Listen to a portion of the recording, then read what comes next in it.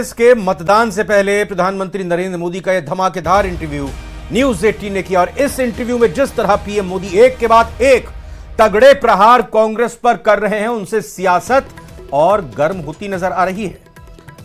बिल्कुल, और सियासत हिंदी भाषी राज्यों में ही नहीं, कर्नाटक में भी गरमानी तय है, क्योंकि पीएम मोदी ने कर्नाटक पर कई चौंकाने वाली बातें कही हैं।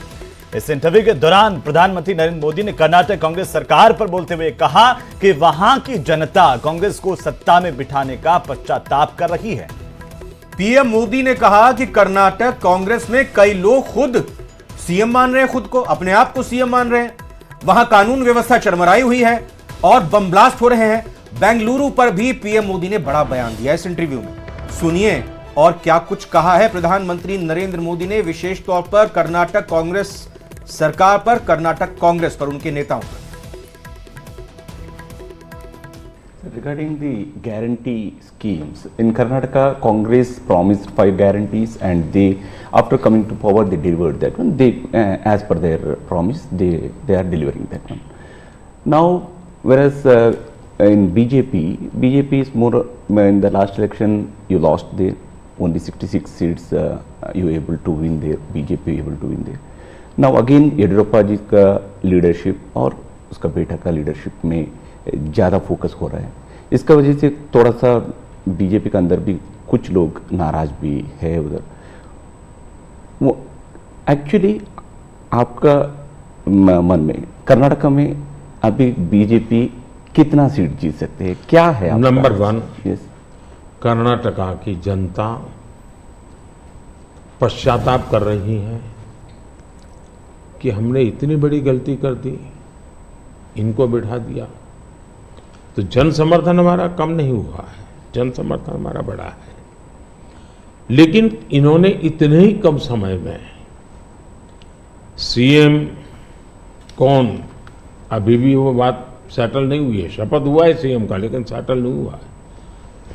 अपने आप को सीएम मानने वाले लोग बहुत है उसमें। अब कानून व्यवस्था देखिए, चरमरा गई है, बम ब्लास्ट हो रहे हैं, हत्याएं हो रही हैं, आर्थिक स्थिति पूरी तरह कंगालियत की स्थिति में है। वादे तो बड़े बड़े कर दिए उन्होंने और फिर टैग लगाए, ऐसा होगा तो ये मिलेगा, वैसा होगा तो नहीं मिलेगा। मतलब आप जनता के साथ धोखा भी कर रहे हो। जब हमने कहा कि भाई हम इन लोगों को आयुष्मान कार्ड देंगे, मतलब देंगे, फिर इफ्स एंड बट लगा करके उसमें बेईमानी नहीं करनी चाहिए। अभी जब हमने कहा कि हम 70 साल से ऊपर के किसी भी वर्ग के व्यक्ति होंगे, इनको आयुष्मान कार्ड देंगे, मतलब देंगे।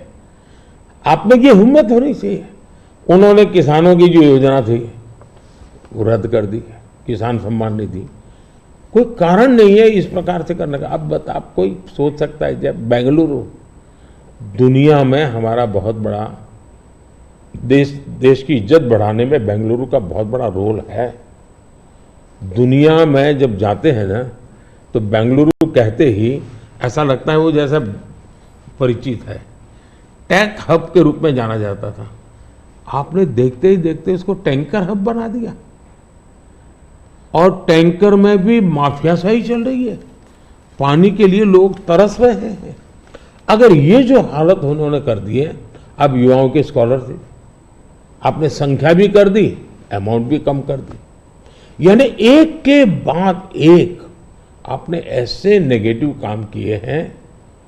जिन मुद्दों को लेकर के वोट मांगा, उन मुद्दों को आप वोट दे नहीं पा रहे हैं। अच्छा, डेप्यूटी सीएम वो अपने भाई के लिए वोट मांग रहे हैं और वो खुद सीएम बन सके इसलिए सब खेल खेल रहे हैं। वो सीएम से हटे इसके लिए भी खेल खेले जा रहे हैं। जहां तक भारतीय जनता पार्टी का सवाल है, हम टीम स्पिरिट से काम करने वाले लोग हैं।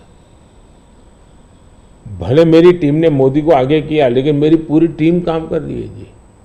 उसी प्रकार से येडियुरप्पा जी हमारे वरिष्ठ नेता हैं, लेकिन काम पूरी टीम कर रही है और टीम मेहनत करती है, लोगों को विश्वास भी है और हम आगे बढ़ रहे हैं।